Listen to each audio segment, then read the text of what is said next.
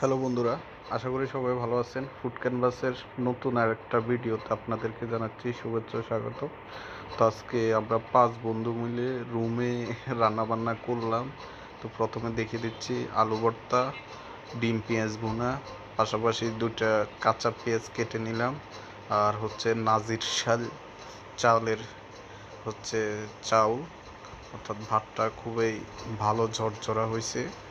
আর পাশাপাশি হচ্ছে আমার বন্ধু আলামিন ভাগবাটোয়ারা হচ্ছে নূপুরচন্দ্র দেবনাথ অনুপম, তারপর হচ্ছে নোয়াখালী থেকে আগত ইব্রাহিম খলিল, আর হচ্ছে আমাকে একটু দেখাই আপনাদেরকে।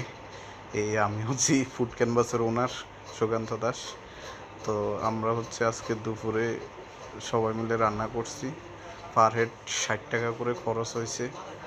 তো মোটামুটি সিম্পলের মধ্যে ভালোই ছিল। এই যে ভালো একটা খাওয়া দাওয়া হলো আর কি।